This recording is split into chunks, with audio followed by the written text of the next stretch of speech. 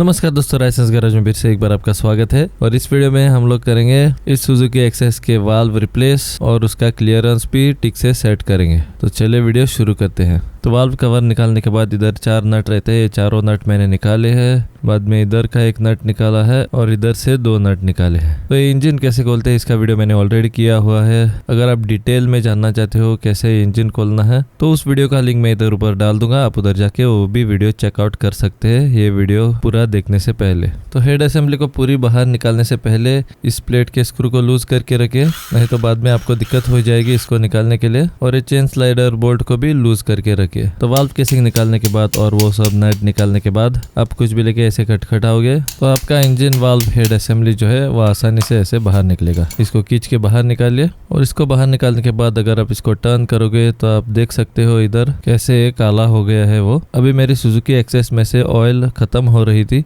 मैंने दोनों gasket replace करके देख लिए हैं, फिर भी ऑयल खत्म हो रही है। तो इसकी एक वजह हो सकती है कि ऑयल इस वाल्व्स में से कंबशन चैम्बर में जा रही है और उधर बर्न होके साइलेंसर से बाहर निकल रही है। तो इसी वजह से मैं इधर अभी मेरे वाल्व जो है वो रिप्लेस करूंगा। तो पहले इसका लीक टेस्ट लेंगे, अगर वाल्व वाकई में लीक हो रहा है तो देखने के लिए। तो पहले इस बोल्ट को पूरा बाहर निकालिए क्योंकि ये चेन स्लाइडर को होल्ड करता है। ये चेन स्लाइडर अभी हम लोगों को इधर नहीं चाहिए और वो चेन स्लाइडर निकालने के बाद ये बोल्ट वापस डाल के रखिए। तो चलिए अभी लेते हैं हमारा लीक टेस्ट। तो लीक टेस्ट लेने के लिए आपको वाल्व को ऐसे एक हाथ से पुश करके रखना है अंदर, और जो भी वाल्व आप चेक कर रहे हो इनटेक में या साइलेंसर आउट से ऐसे पेट्रोल डालनी है और वाल्व को पुश करके रखना है एक हाथ से और देखना है अगर फिर भी पेट्रोल उसमें से बाहर निकल रही है तो इधर आप देख सकते हैं मेरी पूरी पेट्रोल जो है वो बाहर निकल गई है। तो इससे ये मालूम पड़ता है कि मेरे वाल्व लीक हो रहे थे। तो चलिए अभी इन वाल्वों को निकालते हैं बाहर। अभी अगली चीज जो है वो है मैं मेरे कैम शाफ्ट और दोनों वाल्व को बाहर निकालूंगा। तो वो बाहर निकालने के लिए ये स्क्रू जो मैंने पहले ही लूज करके रखा था वो अभी पूरा बाहर निकालिए और ये लॉक प्लेट को साइड में कीजिए। उसको साइड में करने के बाद ये रॉकर पिंच जो रहते हैं ये अब आप आसानी से बाहर निकाल सकते हो। तो इस रॉकर आर्म की पिन को ऐसे खींच के आराम से बाहर निकालिए, ये अच्छी तरह से स्लाइड होके बाहर निकलेगा। तो ये निकल गया मेरा एक रॉकर आर्म का पिन बाहर। और ये पिन बाहर निकालने के बाद आपका एक साइड का रॉकर आर्म ऐसे बाहर निकलेगा, इधर आप देख सकते हो। तो इसको निकालने के बाद अपने दूसरे साइड का रॉकर आर्म का पिन बाहर निकालिए और दूसरे साइड का भी रॉकर आर्म बाहर निकालिए। फिर मैं बाहर निकालूंगा मेरा कैम शाफ्ट, और कैम शाफ्ट को बाहर निकालने के लिए आपको सिंपली इसको पुल करना है और पुल करने से ये कैम शाफ्ट बाहर निकलेगा। ये कैम शाफ्ट के ऊपर बेयरिंग्स रहते हैं। अभी ये वाला बेयरिंग जो है वो मेरा थोड़ा खराब हो गया है, इधर आप देख सकते हैं थोड़ा हिलाया तो ये हिलता है, इधर आप देख सकते हो ऐसा हिलना नहीं चाहिए। तो इसको मैं रिप्लेस करूंगा नए वाले के साथ, इसीलिए मैंने कैम शाफ्ट भी बाहर निकाला है। अगर आप इधर तक बाइक को खोल ही रहे हो तो मैं रिकमेंड करता हूँ आप इस बेयरिंग को भी रिप्लेस कर दीजिएगा। तो अभी चलिए बाहर निकालते हैं दोनों वाल्व। और दोनों वाल्व को बाहर निकालने के लिए को एक बोल्ट लेना है ऐसा वाला बड़ा वाला, और एक कपड़े के नीचे से ऐसे वाल्व के नीचे लगाना है ताकि जब आप ऊपर से खटखटा रहे हो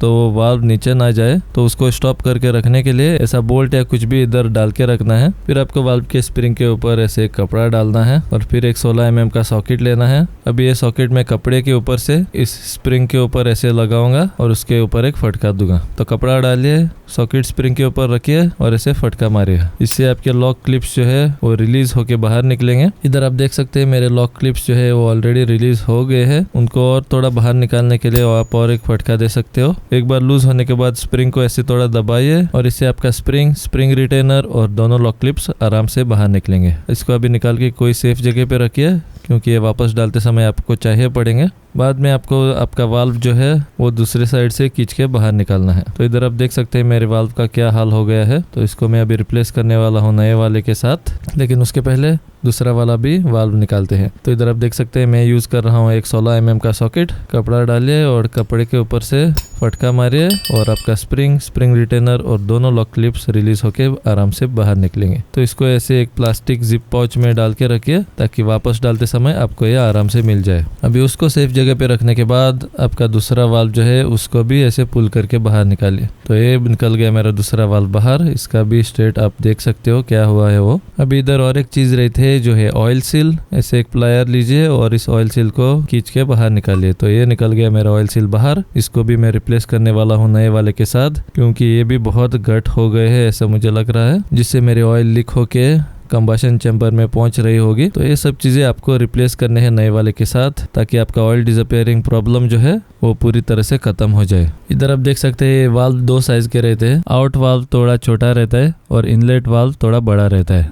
तो नए वाल्व तो मैंने खरीद लिए हैं, लेकिन नए वाल्व भिटाने से पहले कुछ प्रक्रिया आपको करनी पड़ती है। वाल्व को थोड़े घिसने पड़ते हैं। तो इसको घिसने के लिए मैं आ गया हूँ प्रोफेशनल के पास, जिसके पास लेथ मशीन रहता है, ताकि सही प्रोसीजर क्या है वो आप लोगों तक मैं पहुंचा सकूं। तो वाल्व को घिसने से पहले एक ड्रिल को वायर ब्रश कनेक्ट करके ऐसे जो भी इधर कंबशन चैम्बर में काला हो गया है वो आपको घिस के निकालना है। इधर आप देख सकते हैं कैसे वो जो भी काला हुआ है इसको निकाल रहे हैं वो। और इधर जो वाल्व आउट है, साइलेंसर का आउट है, उधर भी काला हुआ रहता है, उधर का भी कार्बन उसने घिस के निकाल दिया है। तो अब टाइम है वाल्व को घिसने का। तो वाल्व को घिसने के लिए आपको इसके ऊपर एक पेस्ट लगाना पड़ेगा। ये पेस्ट आपको वाल्व के ऐसे एज पे लगाना है और वाल्व को पोजीशन में डालना है। वाल्व को पोजीशन में डालने के बाद आपको ऐसा सक्शन प्लेट उसके ऊपर लगाना है और इसको ऐसे रोटेट करना है। इसको लैपिंग बोलते हैं। ये करना बहुत जरूरी है अगर आप वाल्व रिप्लेस कर रहे हो। तो अगर आप ये नहीं करोगे तो आपको इंजन में प्रॉब्लम आ सकता है, आपकी ऑयल और ज्यादा कंबशन चैम्बर में पहुंच सकती है। तो उसको अवॉइड करने के लिए ये लैपिंग करना बहुत जरूरी है। ये वाल्व लैपिंग किट ऑनलाइन आसानी से मिल जाता है या आपको लोकल मार्केट में भी मिलेगा। उधर से आप खरीद के ये काम आप घर पे भी कर सकते हो, क्योंकि अब आपको सही प्रोसीजर क्या है वो मालूम पड़ गया है। तो देखिए ये प्रोफेशनल कैसे लैपिंग कर रहा है। वो बीच बीच में वो ये पेस्ट लगा रहा है और फिर से कर रहा है। तो लैपिंग करने के बाद ये कैसे दिखता है वो मैं आपको अभी दिखाऊंगा। और ये है वो पेस्ट जो इधर वो लगा रहा है। वो उसके हाथ के मूवमेंट्स देखिए कैसे वो रोटेट कर रहा है वो। तो ऐसे उसने 5 से 10 मिनट कंटिन्यू किया और ख़त्म होने के बाद एक कॉटन जैसे कपड़े से पानी में डुबो के इसको अच्छी तरह से वाइप किया। तो उसको ही पूछ के देखते हैं क्या सीन है वो और क्या उसने किया है वो। तो चलिए देखते हैं। तो अभी लैपिंग किया नहीं। इसका कलर और इसका कलर तो दिख रहा है। ये जो जिस तरह घिसा है ना उस तरह सीट भी घिस गया ग्रे जैसा दिख रहा है ना कलर। ये सिल्वर मतलब ग्रे जैसा। ये देखो इसको शाइनिंग है, उसको नहीं है तो बराबर इसका बड़ा काम है। तो दोस्तों आपने देख लिया है, एक वाल्व को लैपिंग करके हमारा इधर हो गया है। अभी वही सेम प्रोसीजर इस्तेमाल करके आपको दूसरे वाल्व को भी ऐसा ही करना है। इस पर थोड़ा ऑयल लगाने का डिग्री पे बाद में इसमें बैठने का क्या होता है, कुछ भी रहेगा तो वो साफ होता है उधर से स्टार्ट मार दिया तो बस। तो दोनों वाल्व को लैपिंग करने के बाद अब हम लोग बढ़ते हैं आगे हमारे कैम शाफ्ट के पास। तो इधर लाया है मेरे नया बैरिंग। इसको मुझे पड़े हैं 131 रुपीज़। तो पुराना बैरिंग ऐसे खटखटा के आपको बाहर निकालना है। ये निकल गया मेरा पुराना बैरिंग और अब ये नया बैरिंग पोजीशन में डालना है और उसके ऊपर फटके मार के पूरा अंदर डालना है। तो ये रिप्लेस हो गया मेरा कैम शाफ्ट का बैरिंग 1 मिनट में। तो इसको मैं थोड़ा घुमा के चेक करूंगा, अगर ये ठीक से घूम रहा है और ठीक से अंदर गया है तो इधर का काम हम लोगों का अभी हो गया है। अभी मैं पहुंच गया हूं फिर से घर पे, क्योंकि अभी मुझे इसका फिटिंग करना है। तो मैं फिर से इसका एक लीक टेस्ट लूंगा। तो एक वाल्व को मैं इधर पकड़े हुए हूं और अभी मैं इसमें पेट्रोल डालूंगा और पेट्रोल डालने के बाद मैं दूसरी साइड से देखूंगा अगर कुछ भी लीक हो रहा है तो इधर आप देख सकते हैं इधर कुछ भी लीक अभी नहीं हो रहा है, जो बहुत ही अच्छी बात है। तो अभी सब ठीक ठाक दिख रहा है। तो चलिए अभी इसका फिटिंग करते हैं। तो इधर मैंने लाए है नए ऑयल सील। ये नए ऑयल सील में ऐसे डालूंगा मेरे वाल्व के ऊपर से और दोनों ऑयल सील डालने के बाद मेरा स्प्रिंग रिटेनर और 2 लॉक क्लिप्स जो रहते हैं जो मैंने जिप पाउच में ऐसे डाल के रखे हैं सेफ जगह पे, उसको अभी मैं वापस डालूंगा। अभी वाल्व बाहर निकालने के लिए स्पेशल टूल्स की ज़रूरत नहीं है, लेकिन वाल्व वापस डालने के लिए आपको ये स्पेशल टूल चाहिए पड़ेगा। इसको मुझे पड़े हैं 600 रुपया। नहीं तो ये वाल्व अंदर डालना बहुत डिफ़िकल्ट चीज़ होती है। अगर आपके पास ये टूल नहीं है तो ये काम चालू ही मत कीजिए, ये मेरी प्रार्थना है आपसे। तो ये सब चीज़ें वापस डालने से पहले इसको अच्छी तरह से पेट्रोल में धोइए। तो पहले डालिए आपका स्प्रिंग, फिर डालिए आपका स्प्रिंग रिटेनर और फिर आपको इस्तेमाल करना है इस टूल का, जिसकी मदद से आपको आपके लॉक क्लिप्स जो है वो वापस पोजीशन में डालने हैं। तो एक साइड में रॉड जैसा रहता है, वो आपको जो भी वाल्व के लॉक क्लिप्स आप डाल रहे हो उस वाल्व को टच करके रखना है और दूसरे साइड में स्प्रिंग रिटेनर के ऊपर ये राउंड पार्ट रखना है और इसको टाइट करना है। तो इधर मैंने टाइट कर लिया है और दूसरी साइड में आप इधर देख सकते हो कैसे मैंने इसको वाल्व के ऊपर रखा है। वो थोड़ा साइड में आ गया है लेकिन चलता है। इसको टाइट करने से आपका स्प्रिंग दब जाएगा। तो जब आपका स्प्रिंग दबा हुआ रहेगा तब आपको एक लॉक क्लिप अंदर ऐसे फेंकना है और बाद में एक टेस्टर या कोई भी चीज़ लेके उसको एडजस्ट करना है।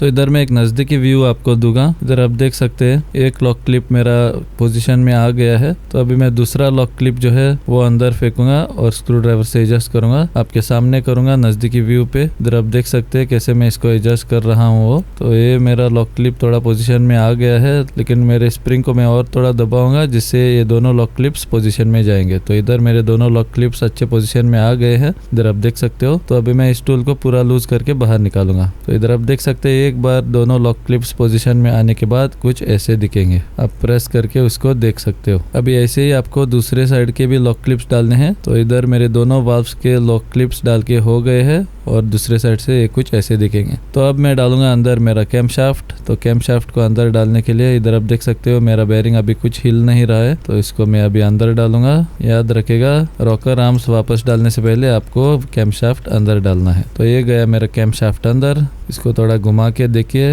अगर ठीक से घूम रहा है तो स्मूथली। तो इधर मेरा कैम शाफ्ट ठीक से घूम रहा है। तो अब मैं वापस डालूंगा मेरे रॉकर आर्म्स। तो ये आया मेरा एक रॉकर आर्म, इसको ठीक से पोजीशन में डालिए और इसको पोजीशन में ठीक से रखने के बाद रॉकर आर्म का पिन जो आपने निकाला था वो वापस डालिए। इधर मैं आपको ये सजेस्ट करूंगा कि जब आप ये रॉकर आर्म निकालते हो तो कौन सा इनलेट पे था और कौन सा आउट पे था वो मार्क करके रखिए, ताकि वही सेम रॉकर आर्म्स जो इन पे था उसको इन ही पे रखिए और आउट पे था उसको आउट पे ही रखिए। तो ये मेरे दोनों रॉकर आर्म्स डाल के हो गए हैं। ये दोनों रॉकर आर्म्स वापस डालने के बाद जो लॉक प्लेट हम लोगों ने इधर से निकाला था वो अभी स्क्रू डाल के वापस डालिए। तो अभी ये हेड असेंबली को मैं वापस गैस्केट लगा के गाड़ी के ऊपर लगाऊंगा, जो मैंने मेरे दूसरे वीडियो में दिखाया हुआ है। आप उधर जाके वो वीडियो देखिए और हेड असेंबली को वापस गाड़ी पे टिक से लगाइए। हेड असेंबली को गाड़ी के ऊपर टिक से लगाने के बाद अब आता है सबसे इंटरेस्टिंग पार्ट, जो है वाल्व क्लियरेंस को सेट करना। अभी वाल्व क्लियरेंस सेट करने के लिए आपको चाहिए पड़ेंगे दो स्पेशल टूल्स। एक तो चाहिए आपको ये फिलर गॉज और एक चाहिए आपको ये स्क्वायर होल की और एक 8 mm का स्पैनर।